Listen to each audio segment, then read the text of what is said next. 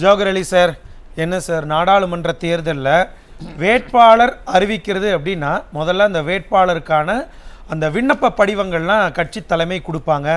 அதை யார் வேணாலும் போய் வாங்கலாம், ஃபில் பண்ணி கொண்டு வந்து கொடுத்தோன்னா அதிலிருந்து நிறைய விஷயங்கள்லாம் அவங்க ஃபில் பண்ணியிருப்பாங்க, பார்த்து தேர்வு செய்து அதுக்கு ஒரு குழுவெல்லாம் போட்டு இன்டர்வியூ எல்லாம் வச்சு அதெல்லாம் தேர்வு பண்ணுவாங்க. ஆனால் திமுகவுக்குள்ளே நடக்கிறத பார்த்தா இப்போவே ஆல்ரெடி ஃபிக்ஸ் ஆயிடுச்சு போலியே. இது எப்பவுமே அந்த கட்சியை பொறுத்த வரைக்கும் அது ஃபிக்ஸ் ஆன ஒன்றுதான். வேட்பாளர்கள் விஷயமாக இருக்கட்டும், கட்சியில் இருக்கக்கூடிய மிக முக்கியமான பொறுப்புகளாக எப்படி சொல்றீங்க அத? எப்பயுமே நிதி இருக்கிற இடத்துல எங்கேயுமே நீதி கிடைக்காது. இருக்கக்கூடிய நிதிகள் எல்லாம் சேர்ந்து நீதியை மறைச்சிருவாங்க. அங்க விதியும் சரியும் தான் விளையாடும். அதனால என்ன ஜவஹர் அலி சார், அவங்க பேர்ல தான் நிதி இருக்கு, அது பொருட்களையா உங்களுக்கு? அவங்களுக்கு அததான் சொல்றேனே, நிதி அவங்க கிட்டே இருக்குது, மக்கள் கிட்ட இப்ப நிதி இல்லாம போயிருச்சா? இப்ப மக்கள் கிட்ட விதியே காலத்தை ஓட்டிக்கிட்டு இருக்கிற நிலைமை இப்ப அன்றைக்கு இருக்குது. இப்ப நீங்க சொன்னீங்க பாத்தீங்க, இப்போ ஏற்கனவே இருக்கக்கூடிய 38 பாராளுமன்ற எம்பிக்கள்ல 10 பேர் வாரிசு எம்பிக்கள் இருக்கிறாங்க சார். முரசொலி மாறனுடைய மகனு, பொன்முடி மகனு, துரைமுருகன் மகனு, அவரு நம்ம யாரு ஆட்காடு வீரசாமி மகனு, தங்கபாண்டியன் மகன், இப்படி 10 பேர் ஏற்கனவே எம்பிக்கள் ஏற்கனவே இருக்கிறவங்க. அவங்களெல்லாம் TR பாலனுடைய மகன் எம்எல்ஏ, இப்படி எல்லாருமே இருக்கிறவங்க தான். அதாவது திமுக என்றாலே அது ஒரு குடும்ப கட்சி சார். அதுல ஒரு ஆச்சரியப்படுறதுக்கு ஒண்ணுமே இல்ல. மன்னர் எப்படி, அது போலதான் அரசர்களும் இருப்பார்கள், குறுநில மன்னர்களாக செயல்படுறாங்க. பேரறிஞர் அண்ணா உருவாக்கப்பட்ட அந்த கட்சி இன்னைக்கு எந்த நிலையில இருக்கிறது என்று பார்த்தா உண்மையிலே ரொம்ப வேதனையாக இருக்குது. இல்ல ஜவஹர் அலி சார், ஒரே நிமிஷம் இருங்களேன். இப்ப குறுநில மன்னர்கள் மாதிரி செயல்படுறாங்கன்னா ஏன் அவங்க அவங்களுடைய மகனையோ மகளையோ எம்பி ஆக்கக்கூடாது? இவங்க தான் வரணும், இவங்க வரக்கூடாதுன்னு எந்த விதமான சட்டமும் கிடையாது இல்லையா? இல்ல, இது நியாயமான கேள்விதான். அனைத்து இந்திய அண்ணா திராவிட முன்னேற்ற கழகத்துல கூட புரட்சி தலைவர் அவர்களால் உருவாக்கப்பட்ட கட்சியா இருந்தா கூட புரட்சி தலைவர் வாரிசு அரசியல் கூடாது என்று சொன்னார். ஆனால் அந்த வாரிசுகள், அதாவது அரசியல் களத்துல ஒரு கட்சிக்காக விசுவாசமாக இருக்கக்கூடியவர்கள் உழைத்து உழைத்து உயர வேண்டும், படிப்படியாக உயர வேண்டும், அவங்க உழைப்பால் உயர வேண்டுமே தவிர எடுத்து மேல தூக்கிட்டு வரக்கூடாதுங்கிறதா இது. அது போல இன்றைக்கு கூட அதிமுக எவ்வளவு தலைவர்கள் இருக்காங்க, அவங்க வாரிசுகள் இருக்காங்க, அவங்க கட்சியில பொறுப்பு இருக்காங்க. ஆனா அவர்கள்லாம் அடிமட்டத்திலிருந்தே வளர்ந்துகிட்டு வந்தவங்க. சிலர் ஒரு குறிப்பிட்ட காலத்துக்கு அப்புறம் அடையாளம் காட்டப்பட்டவங்க. ஆனா அப்படியா உதயநிதி? இப்ப 2019க்கு முன்னாடி உதயநிதி யாருன்னே தெரியாது. ஒரு பட தயாரிப்பாளர், விநியோகஸ்தரா இருந்தவர் 2 வருஷத்துல எம்எல்ஏ ஆகிறாரு, அமைச்சர் ஆகிறாரு, இன்றைக்கு முதலமைச்சர் ஆகக்கூடிய நிலைமைக்கு ஆயிருக்காரு. இன்னைக்கு இன்னும் சொல்ல போனா முதலமைச்சர் ஸ்டாலினுக்கு வணக்கம் சொல்லாட்டினா கூட பரவாயில்ல, உதயநிதிக்கு முதல்ல வணக்கம் சொல்லி மரியாதை செலுத்தணுங்கிற ஒரு கட்டாயம் எழுதப்படாத அங்க சட்டம் அங்க இருக்குது. அந்த அளவுக்கு உதயநிதியினுடைய ஆளுமை அங்க இருக்குது. ஆளுமை இல்ல, அடக்குமுறைகள். நீ என்ன தவிர்த்து எங்கும் பண்ணிட முடியாதுங்கிற ஒரு நிலையில அந்த கட்சி போய்கிட்டு இருக்கு. இல்ல ஜவஹர் அலி சார், ஒரு விஷயம் இருக்கு இல்லையா, இது நியாயமா உங்களுக்கு? உங்க கட்சியில யாரு வேண்டுமானாலும் தலைமைக்கு வரலாம் அப்படின்னு இருக்கிறதால எல்லா கட்சியிலையும் அப்படி இருக்கணும் அப்படின்னு எதிர்பார்க்கலாமா? சொல்லுங்க. அதுதான் ஜனநாயகம். ஒரு ஜனநாயக ரீதியில ஒரு கட்சி இயங்குதுன்னா அது குடும்ப வாரிசுலாக ஒரு கட்சி இயங்குதுன்னா அது என்ன ஜனநாயகம்? அந்த கட்சியில எப்படி ஜனநாயகம் இருக்க முடியும்? உன் குடும்பத்தார்களே பதவி வைக்கிறா. அப்பா அடிமட்ட தொண்டை இன்னைக்கு பாருங்க, அறிவாலயத்துக்கு வெளியில வேர்க்கல்ல நின்னுகிட்டு வெயில்ல நின்னுகிட்டு இருக்கா சார். கட்சிக்கு உழைக்காதவன் இப்ப வந்தவன் கட்சிக்குள்ள பூந்து பதவி வாங்கிட்டான்.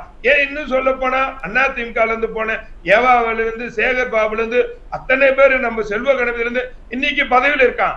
அந்த கட்சி கருணாநிதி வாழ்க கோஷம் போட்டவெல்லாம் இன்னைக்கு அறிவாலயத்துக்கு வெளியே கருணாநிதி ஒளிக அப்படின்னு கோஷம் போட்டவெல்லாம் இன்னைக்கு அறிவாலயத்துக்குள்ள இருக்கிறான். அதுதான் அந்த கட்சி. அந்த கட்சி என்னன்னா அந்த குடும்பத்துக்கு, அதாவது சாமசம் வீசணும் அந்த குடும்பத்துக்கு. சரி ஜவஹர் அலி சார், நான் புரிஞ்சுக்கிறதுக்காக இப்படி கேட்குறேனே, இப்போ இந்த இடத்துல யார் மேலே தப்பு? ஒருவேளை மு.க. ஸ்டாலின், கருணாநிதி, உதயநிதி ஸ்டாலின் இவங்கெல்லாம் அடுத்தடுத்து நம்ம பசங்க தான் வரணும் அப்படின்னு தலைமை மேலே தப்பா, அப்படின்னு நினைக்கிற அந்த தலைமை மேலே தப்பா, இல்லை நம்ம பசங்க வரணும்னு நினைக்கிற இந்த 2ஆம் கட்ட தலைவர்கள் இருக்காங்கல்ல, அமைச்சர்கள், மூத்த நிர்வாகிகள், அவங்க மேல தப்பா? அதாவது நான் ஏற்கனவே சொன்னேன், மன்னர் எப்படியோ அது போலதான் குறுநில மன்னர்களும் செயல்படுவார்கள். மன்னர் ஏற்கனவே அந்த மகனே, மகளே, மருமகளே, இப்படி வாரிசுகள், பேரன், பேத்தி எல்லாம் இறக்கி விட்டதுக்கு அப்புறம் குறுநில மன்னர்களாக இருக்கக்கூடியவங்க என்ன பண்ணுவாங்க? அவங்க அதை ஃபாலோ பண்ணுவாங்களா, பண்ண மாட்டாங்களா? அது மாதிரி மாவட்ட செயலாளர் மூலமா வந்து எல்லாருமே இறக்கியிருக்காங்க. தவறு எங்கன்னா, பேரறிஞர் அண்ணாவினுடைய மறைவுக்கு பிறகு ஒரு ஜனநாயக ரீதியில் ஒரு கட்சி இயங்கணுங்கிறதுக்காண்டி பேரறிஞர் அண்ணா உருவாக்கப்பட்ட அந்த கட்சியை குடும்ப கட்சியாக சுருக்கி அது கொள்ளையடிக்கிறது நோக்கமாக இருந்தனாலதான் இந்த கட்சி இன்றைக்கு அழிவு பாதைக்கு போய். ஜவஹர் அலி சார், இந்த இடத்துல நம்ம ஒரு விஷயத்த உற்று நோக்கணுமா இல்லையா? இளைஞர் அணி மாநாடு நடத்தி முடிச்ச கையோட உதயநிதி ஸ்டாலின் சொல்றாரு, இளைஞர்களுக்கு நீங்க இந்த நாடாளுமன்ற தேர்தலில் அதிகமான முக்கியத்துவம் கொடுக்கணும் அப்படின்னு. அதன் காரணமாக சரி, அப்போவே டிஆர் பாலுவும் சொல்லிட்டாரு, சரி ஓகே நாங்கள் இளைஞர்களுக்கு முக்கியத்துவம் கொடுப்போன்னு. ஒருவேளை அப்படி இளைஞர்களுக்கு முக்கியத்துவம் கொடுக்குறதா எங்கள் பசங்களுக்கே கொடுங்க அப்படின்னு அவங்க மாவட்ட செயலாளர்களும் முன்னாள் அமைச்சர்களும் இந்நாள் அமைச்சர்களும் திமுகவில் கேட்குறாங்க. அது நியாயம் தானே? நான் சொன்னேன்னா நீங்க வந்து ஏன் சார் இப்படி எல்லாம் பேசுறீங்கன்ட்டு நீங்க என்ன தடுப்பீங்க. ஒவ்வொரு மாவட்ட செயலாளர்களும் நிறைய பிள்ளைங்களை பெத்து வச்சிருக்காங்க சார். அவங்களுக்கு எல்லாம் இல்ல Jawahar Ali sir, no no no no, okay சரி, நோ, இது வேணாம், இது வேணாம், ஓகே. அதால வாரிசு அவங்க கிட்ட வந்து நிறைய வச்சிருக்காங்க. அந்த அடிப்படையில் பல்வேறு வாரிசுகளை உருவாக்கி வச்சிருக்கிறாங்க. அதனால அவர்களுக்கு வாரிசு இருக்குனால அந்த அரசியல், அது ஜனநாயகத்தில் இயங்கக்கூடிய ஒரு கட்சியினுடைய கட்டமைப்பை இவ்வளவு மோசமான நிலைமைக்கெல்லாம் கொண்டு போய் சார். ஆனா சார், ஆனா இப்ப கட்சியில தொண்டர்கள் இருப்பாங்க இல்லையா, போஸ்டர் ஒட்டிக்கிட்டு கொடி பிடிச்சிக்கிட்டு போராட்டம்னா கோஷம் போட்டுக்கிட்டு இருப்பாங்களா, அவங்க எதுக்காக அந்த கட்சிக்குள்ள சேர்றாங்க? நமக்கு ஒரு நல்ல ரெகக்னிஷன் கிடைக்கும், கட்சியில் ஒரு அங்கீகாரம் கிடைக்கும் அப்படின்னு தானே. அப்போ அவங்கெல்லாம் ஏமாத்தப்படுறாங்கல்ல, அவங்களுடைய மனநிலை எப்படி இருக்கும்?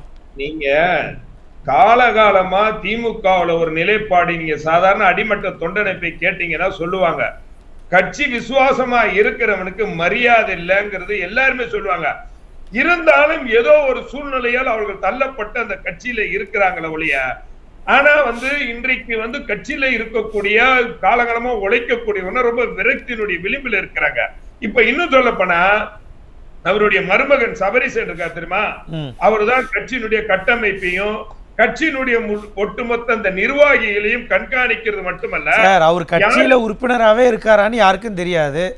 நீங்க என்ன இப்படி சொல்றீங்க சார்? கட்சியில உறுப்பினர் அந்த குடும்பத்தை சார்ந்தவர்கள் சார். நீங்க அந்த கட்சியை பொறுத்த வரைக்கும் உறுப்பினர்னா இருக்க தேவையில்ல, அந்த குடும்பத்தை சார்ந்தவர்களாக இருக்கணும், அதுதான் முக்கியம். நீங்க உறுப்பினரா இருக்கிறவங்களுக்கு எல்லாம் என்ன இந்த பயன் கிடைச்சிருக்கு என்ன? ஆனா சபரீசன் இருக்காருல்ல, யார் யாருக்கு என்ன பொறுப்பு கொடுக்கணும், யார் யாருக்கு அமைச்சர் கொடுக்கணும், இந்த இலாக்காவை தான் பார்த்துக்கிட்டு இருக்காரு. இன்னும் சொல்ல போனா எப்படி கொள்ளை அடிக்கணும், கொள்ளை அடிச்சது எப்படி வெளிநாடுகள்ல பதுக்கணும், எங்க சேமிக்கணும், எந்த பேங்க்ல போடணும், எப்படி வந்து குட்டி தீவை வாங்கணும், இதுக்கெல்லாம் மிக பொறுப்பான அமைச்சர். ஒரு அதாவது பெயர் சொல்லாத வகையில அரசு ரீதி இல்லாம மறைமுகமான ஒரு அமைச்சர் இருக்கிறாருன்னா அது சபரீசன். ரொம்ப சுருக்கமா நான் திரும்ப வரேன், சொல்ல போனா வரேன் ஜவஹர். இப்ப நாடாளுமன்ற தேர்தலில் அப்ப வந்து இதன் காரணமாக தான் தலைமை வந்து அவங்க ஃபேமிலியை முன்னிறுத்துறாங்க, அதனால நாங்களும் எங்க ஃபேமிலியை முன்னிறுத்துறோம்னு சொல்லி வராங்க, அவ்வளவுதானே சொல்ல வரீங்க? இல்ல ஒரு நிமிஷம், ரொம்ப சுருக்கமா. இப்ப பாத்தீங்கன்னா அந்த கட்சியில என்ன பண்றாங்க, நீங்க முதலமைச்சர் ஸ்டாலினுக்கு கொடுக்கக்கூடிய மரியாதையை விட பாதுகாப்பை விட அதிகமான மரியாதையும் பாதுகாப்பும் உதயநிதி ஸ்டாலினுக்கு இருக்குது. இப்ப என்ன சொல்றாங்கன்னா, கட்சி ஸ்டாலினுக்கு வயசாயிருச்சு, அதனால வந்து அவருடைய மகன் வந்து கொண்டுட்டு வராங்க, இல்ல அவர் கட்சியினுடைய முதலமைச்சராக ஆளுமை செலுத்துறாங்கிறாரு. அவருக்கு ஒரு முதலமைச்சர் என்பது ஒரு திறமை வாய்ந்த பக்குவப்பட்ட எல்லா விஷயங்களும் தெரிஞ்சாதான் ஒரு முதலமைச்சர் இருக்க முடியும். இவரை விட வயசான முதலமைச்சர்னா இன்னும் இந்தியாவுல பல பேர் இருக்கிறாங்க, ஆளுமையோடு இருக்கிறாங்க. சார், அவரோட எக்ஸசைஸ் வீடியோ எல்லாம் நீங்க பார்க்காம இருக்கிறீங்கன்னு நினைக்கிறேன், கண்டிப்பா பாப்பீங்க நம்புறேன். நான் திரும்ப வரேன் ஜவஹர் அலி சார். சார், என்ன இருந்தாலும் சரி, அவங்களே எங்களுக்கு இது சாமி மாதிரி, நாங்கள்லாம் அதுலேருந்து மாறவே மாட்டோம் அப்படிங்கிறதான் திமுக தொண்டர்கள் திமுகவினுடைய அனுதாபிகளுடைய மனநிலையா இருக்கு. இதை பார்த்தா உள்ளபடியே உங்களுக்கெல்லாம் வந்து எப்படி இருக்கு? இல்ல, நான் வந்து அதிமுகவினுடைய செய்தி தொடர்பாளருங்கிறது நிலையில மாறி நான் பொதுமக்களாவே ஒரே ஒரு கேள்வி வைக்கிறேன். இந்த வாரிசுனுடைய பிள்ளைகள் 10 பேர் எம்பிக்களாக இருக்காங்களே, இந்த 10 பேர் இந்த 5 வருஷத்துல பாராளுமன்றத்துல எத்தனை முறை பேசியிருக்காங்க, எதை சாதிச்சிருக்காங்க, எந்த உரிமையை மீட்டிருக்காங்கன்ட்டு இந்த வாரிசுகள் சொல்ல முடியுமான்னு ஒரு கேள்வி. இரண்டாவது, ஸ்டாலின் அவர்களுக்கு தைரியம் இருந்தா இந்த தேர்தல்ல நான் வாரிசுகளுக்கு நான் இனி சீட்டு கொடுக்க மாட்டேன் ஒரு அறிவிக்கிறதுக்கு அவருக்கு தைரியம் இருக்கா? என்ன ஜவஹர் அலி சார், அடிமடியிலே கை வைக்கிறீங்களே, இதெல்லாம் நியாயமா? நடக்குமா? கனவுல கூட நடக்குமா? நடக்காதுல. அப்ப அறிவிச்சா என்ன ஆகும்? அறிவிச்சா என்ன ஆகும்? வீட்டுக்குள்ளேயே பிரச்சனை வருமே. முதல்ல பிரச்சனை வரும்ல, அதாவது கட்சியே முழுமையா உடைஞ்சு போயிடும். அப்போ அப்படிப்பட்ட ஒரு கட்சி, வாரிசுகளால் கட்டமைக்கப்பட்டிருக்கக்கூடிய ஒரு கட்சியை போயிட்டு நம்ம வாரிசு என்ன இல்லைன்னு சொன்னா அது ஆச்சரியப்படுறதுக்கு ஒண்ணுமே இல்லை. அதை பத்தி பேசி பிரயோஜனம் இல்லை. ஆனால் இந்த வாரிசினுடைய பாராளுமன்ற உறுப்பினர்கள் நீட்டுக்காக என்ன சாதிச்சு நீட் ரத்தை கொண்டு வந்தார்கள். இன்னும் சொல்ல போனால் மேகதாது பிரச்சனை, இன்றைக்கு தலைவிரிச்சு ஆடக்கூடிய மேகதாது பிரச்சனை, இன்றைக்கு கூட நாங்க 1000 கோடி ரூபாய் இந்த பட்ஜெட்ல ஒதுக்கி இருக்கிறது கர்நாடக அரசாங்கம். அதற்கு யாராவது கேட்டாங்களா? இந்த பாராளுமன்ற உறுப்பினர்கள் பேசியிருக்காங்களா? இங்க இருக்க முதலமைச்சர் கூட்டணி கட்சி எதிர்த்து ஒரு கண்டன குரலை எழுப்பியிருக்காருங்களா? இல்ல. ஆனா பார்வையற்றவர்கள் அவர்களுக்கு நியாயமான கோரிக்கையை கேட்டு ஒரு போராட்டம் நடத்தினா தரண்டு இழுத்துட்டு போய் பஸ் வண்டியில ஏத்துது. இதெல்லாம் மனிதாபிமானமா? இதுக்கெல்லாம் விடிவு காலம் கிடைக்காதன்னா ஒரே ஒண்ணு கேட்கிறேன் சார், இந்த வாரிசு ஸ்டாலின் குடும்பத்தை தவிர்த்து எந்த வாரிசா இருக்குன்னு சொல்லி நேரடியாக பிரதமரை போய் தன்னந்தனியாவே சந்திக்க முடியுமா? நேரடியாக எந்த வாரிசா இருந்தாலும் கருணாநிதியின் குடும்பத்தை தவிர்த்து, அதுவும் ஸ்டாலின் குடும்பத்தை தவிர்த்து, ஏன் முரசொலி குடும்பம் கூட சந்திக்க முடியாது. இவர்களை தவிர்த்து பிரதமரை சந்திக்க முடியுமா? முடியாது. அவர்கள் எப்பொழுதுமே ஸ்பெஷல்.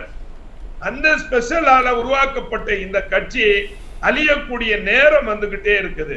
ஏன்னா இது எல்லாம் ஒவ்வொரு காலகட்டத்திலையும் ஒரு முறை ஆட்சிக்கு வந்த வகையோட இந்த ஆட்சி நிர்வாகம் இவர்கள் நடத்துற விஷயம், மக்கள் வாழ்வாதாரத்தை இழந்திருக்கக்கூடிய விஷயம், இதனால் மக்கள் படக்கூடிய வேதனைகள் எல்லாம் நினைச்சு நன்றி சார். அடுத்த தேர்தல்கள்ல எப்பயுமே அவங்களுக்கு ஒரு சவுக்கடி கொடுப்பாங்க மக்கள்.